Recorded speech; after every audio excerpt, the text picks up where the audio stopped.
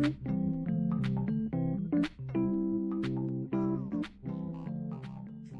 is the Aces Up Your Sleeve podcast, and we're the Aces Up Your Sleeve in relationships, from romantic to workplace, parental to platonic, your relationship with yourself, and everything in between. Let us, two autistic, aspect, kinky therapists, be your secret weapon in neurodivergent life. And here's your disclaimer. This is not therapy or therapeutic advice, and we're not on the clock. What you'll hear are our thoughts on different topics, what we might do in your shoes, and how we've supported others through similar situations.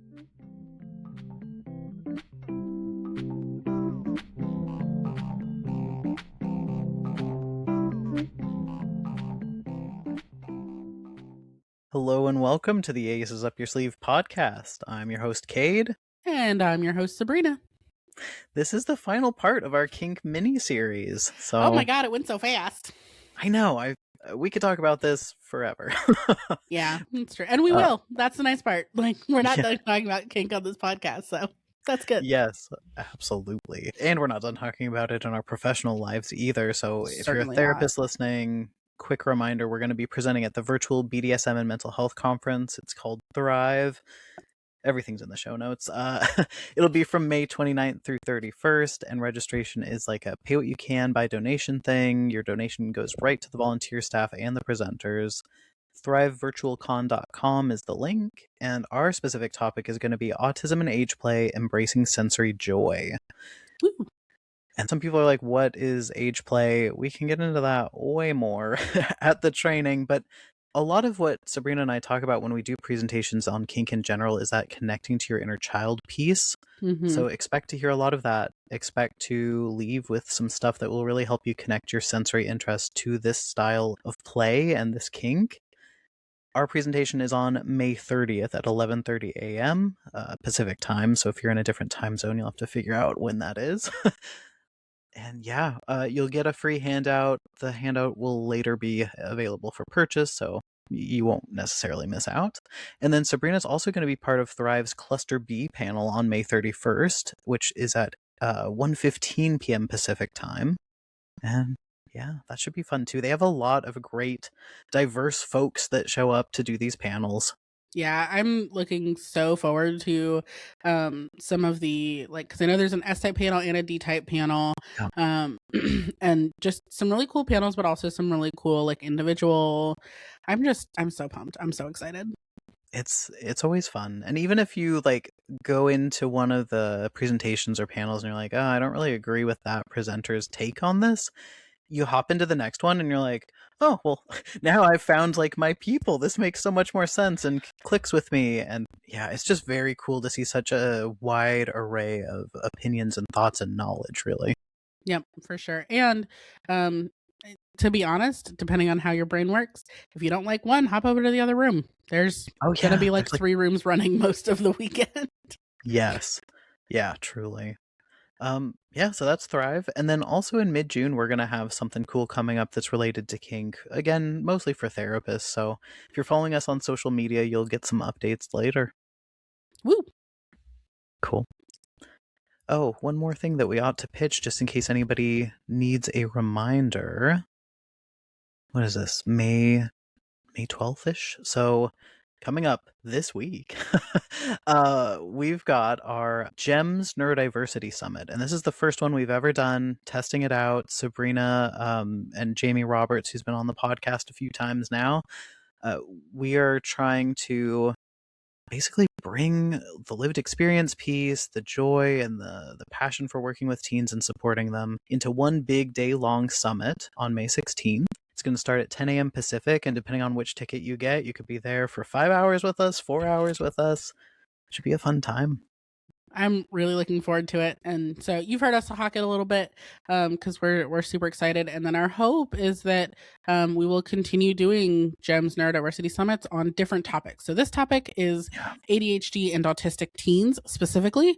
There's a chance that we do teens of other neurodivergent experiences. We might do kink at some point. We might do a whole bunch of different types of things. Yeah. And so you'll want to keep an eye, even if you're like, I don't really work with teens, that's not really my vibe. Make sure that you are still following and keeping up with it, just because we'll do other topics other times. Maybe we'll, in the show notes, we can also pop a link to our Facebook community. It's like a Mhm. GEMS community. It's not just for event attendees. Also, if you ever want to present at a summit, like that might be a good way to like let us know who you are, what your knowledge base is, what your lived experience is, because I don't think it's always going to be just us if we continue doing it. Certainly not. Yeah, I think we our hope is to keep it a little bit small this year, just for sustainability, and then to kind of grow it. But definitely, that community is also just a great place for any mental health provider or any provider who is looking to increase your knowledge about like neurodivergent affirming care, and remembering that like neurodivergent is not autistic and ADHD. It is a huge, wide umbrella, smorgasbord, all these different things of experiences. And so that space is meant to be really a space that we actually challenge that misconception, and are learning and growing in a bit more of an advanced way than I've seen in other Facebook groups. So the Thrive stuff is for general public and professionals, and GEMS is just for professionals at this time, but who knows what the future holds. So true. But to jump into today's topic, since we're still focusing on kink, we've got a couple questions around kink and trauma, kink and healing, kink and therapy. Our first one is, hey Aces, what do people mean when they say kink can be healing? I thought it's not related to trauma. I like this question equating the idea that like all healing only happens if there's trauma. Like they have to go one and one. That kind of tickles me. Yeah, and I mean, that is such a common thought, though, that I run into where people are like, well, what do I have to heal from? I've never been through any trauma, or I have so much trauma, I need to heal, and I must find ways to heal. Where, like, you can repair and heal from anything Hmm. that has caused some harm or discomfort or a rupture in a relationship. You don't have to label it trauma in order to heal. Yeah, and also like we as people living in a like colonized community, in a colonized society rather, there's healing. It doesn't have to be your individual life healing. It can be healing with the relationship with the planet, the relationship with other racial groups, especially if you're a white person. There's a lot of healing to be done systemically. And this is part of what like social workers kind of get drilled into us, right? Is like there's micro, so small level individual people's interpersonal relationships. Like me and Kate have an interpersonal relationship, right? So we are two individuals with an interpersonal relationship. That's still a micro level experience. There's meso. So like my relationship with like my neighbors is going to be more meso. It's not full systemic, but it's not really like super direct individual, especially as a neighborhood community, partially because my neighborhood is huge. When we're all at the pool, I might not know you individually, but how I'm acting is affecting how you're experiencing the space and all those types of things. And then there's macro, which is the whole big systems, right? The fact that HOAs have certain powers and privileges and in my state, right? That's a law, that's like a whole systemic thing. Each one of these things is interwoven to the extreme. Like there is no pulling them apart. And so like the idea that like, oh, I'm good, I don't need to heal anything, maybe directly. Maybe there's some meso level or some systems level, macro level stuff too. So I think that, especially with kink being a way to like look at the world outside of social norms and in a really different way, and to approach things that way, if you apply that to systems, that can be healing, like even outside of a trauma sense. Absolutely. And, what do people mean when they say kink can be healing? There are so many types of kink and Mm. ways of existing in those dynamics or viewing yourself or the solo play that you can engage in that can help. I mean, there's so many ways. So, one way we could start talking maybe on this route of like when you have experienced trauma or pain or harm through repeated patterns of relationships that seem to go awry in the same way every time or become abusive in the same way or toxic in the same way, And then you start to learn about kink and how there's like the 4 C's and you've got like Mm-hmm. the ethical components where you're like, okay, now I know what consent is, what my boundaries are, or what I want them or need them to be, how to communicate them to that partner, how that partner is going to accept and collaborate on this with me. It starts to rewrite those patterns, you Mm-hmm. know? Eh, that can be very healing to start to experience things that you haven't before and that directly go against how awful other things have been for you. Yeah, I think this idea of like, I thought it's not related to trauma. Something to remember is that like, just because kink is not born of trauma, especially like all the time, like it might be for some folks, but certainly not always. And just because it does not lead to trauma for all people, right, does not mean it's not related to trauma sometimes for some people, right? That like, that's a very like black and white kind of way to look at it rather than saying, it can empower people even in the like S-type kind of bottom experience. There's a lot of empowerment over this is a highly consent based experience, and so even as an S-type, even gagged, like even all this shit, like I can put a stop to this at any second that I want to. And I will remain empowered in that way the entire time that I'm engaging in it, right? Even if you don't hold like, again, individual trauma or things like that, that might feel nice as a femme person, right? As a Mhm. trans person, as a neurodivergent person who like often doesn't feel very in control of their environment, even if that's not necessarily a trauma that you're holding or that you feel is a trauma, it might be something that still feels really good to be empowered in that way. Absolutely. It really gives you the autonomy to have a say in things and to maybe be in a different dynamic or position than you normally would be in society. We think of the macro and meso levels, it can really put a spin on that stuff. Mm-hmm. For some people, right? And sometimes it can just be really comforting Yeah. or freeing or again empowering or all these things that like people equate with healing. They might say like, "Oh, this is so healing," and we certainly believe that too. And Yeah. part of what they might mean by that is like it feels healing to me to feel this free. It feels healing to me to feel this authentic. It feels healing to me to feel this empowered, whatever the kind of thing is. And like that is actually what they're kind of getting at inside of that. There's research out there that shows that when kinky people are in relationships, they're less anxiously attached and they Mm, find they need approval less often and that they feel more confident.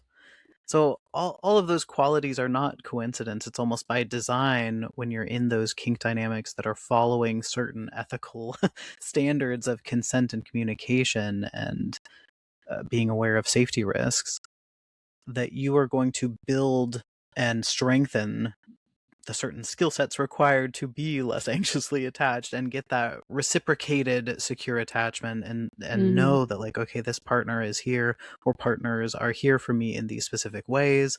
You can rely on them more and it can, yeah, kind of be a shift from what others might have had you experience before or your worries about what you might experience in a relationship. Yeah. So I think they probably mean lots of things, but those are some of the starting points. Yeah. The next one is, can you be a submissive when you have demand avoidance? This person says, I love to do stuff for others when it's my idea and I'm choosing to do it, but when I'm told to do something, I turn into an asshole and sometimes I hate the person. Maybe it also has to do with trauma. My parents are self absorbed and used to boss me around like a literal servant. I feel like I'm submissive but a bad sub. How do Mm. I tell play partners about this demand avoidance stuff, especially in a dynamic? How do I explain this? A couple of things stand out. One, welcome to the brat side. Come be a brat is like my first thought there. I think there's also something inside of this that makes me wonder like what is it that makes you feel submissive? Because like even this idea of like I love to do stuff for others, like that's not what I get out of submission, which is like fine. We're allowed to get different stuff, but it like service tops exist, right? Like Mhm. would that maybe feel more comfortable? Like I like to do it when it's of my choosing, but not when I'm told to do it. Sounds more like a service top to me than it does a sub. Yeah, yeah. You don't have to be submissive just because you enjoy helping people through acts. Yeah.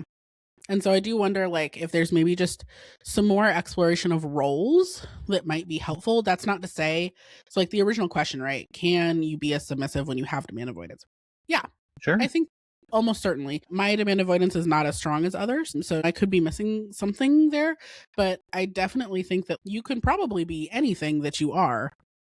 It might be difficult, right? It might be challenging in the same way that, like, can I be an extrovert while, like, pretty significantly socially anxious?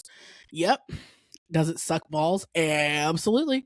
It's awful. I hate it.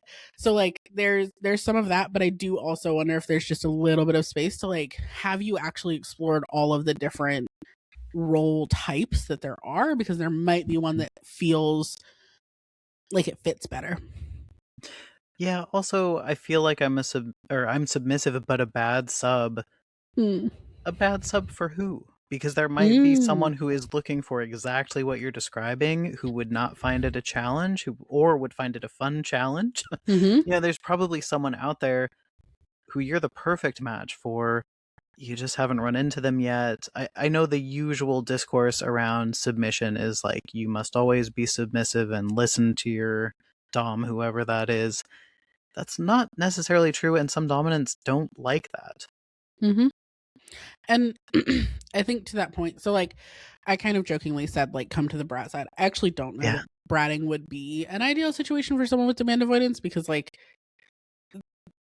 the way kind of that the point is that, like, yeah, I'm not going to do what you're saying, but then there's going to be like a punishment, and there's kind of a dynamic within that still relies on, like, it's all in good fun, and like I am still like like being told what to do and that kind of thing, and it's not having, like, when we think about demand avoidance and like challenges within demand avoidance, there's a nervous system component, and so we yeah, do want to make sure that you're not like activating your nervous system in a way that's ineffective or long-term negative or things like that.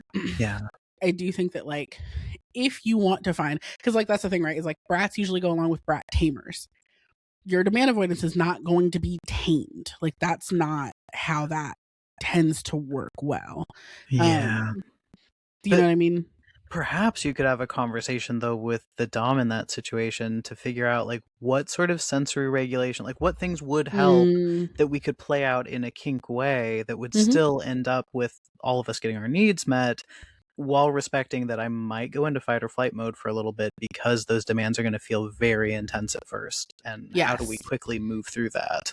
Right. Yeah. And like, what is the solve for that feeling? Right. So there's Yeah. definitely ways to be creative there.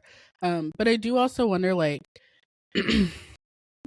kind of like what Kate was saying is like, okay, what would feel good to you in terms of like how would your partner express a want for something that still feels like it's your idea and you're choosing to do it, but that also still puts them in that dominant position, right? Because like dominance is different for everyone. There's not one set, like, oh well, if you tell me what to wear, then you're dominant.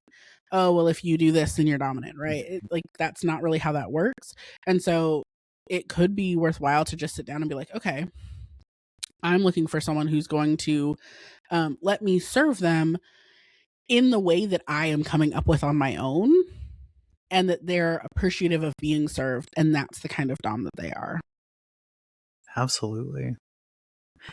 There's also gosh, I forget the name. I'm sure everything has a name. So I'm sure this kink and style of play we're seeing like has a name to it. But I learned about it through the folks that put on Thrive. They put on other events, and it was at one of those events where someone offhandedly mentioned this, and I thought, oh, that is an interesting thing. um, it's like the role of the submissive is to be a mind reader. So they never Mm, get told what to do. They anticipate and plan and give and hopefully hit it the nail on the head there. yeah. um, and that takes some of that demand avoidance and the like challenges of how does the dom word the request or how do they communicate the request when it becomes more of like a fun guessing game of like I think I know my partner at this point and what they might want or like, Mm-hmm. and trying to do it ahead of time. Yeah, that might be really enjoyable. Um, so I think that there's like lots of different ways. I think really noticing that, like, that thought of like, I feel like I'm a submissive but a bad sub, like that is gonna probably get you into some sticky waters, just like anytime that we have a lot of self-judgment in any direction, like it just ends up pretty poorly, especially when we're then trying to tell people about it and talk to them about it. And we talked in the first episode of this mini series about like when you say things confidently, that really helps your case. I think that that's another thing here is like, how do I explain this? I bet it will become clearer once you do some self-exploration. And self-exploration needs there to not be self-judgment, right? For you to actually get into all of the depths of it.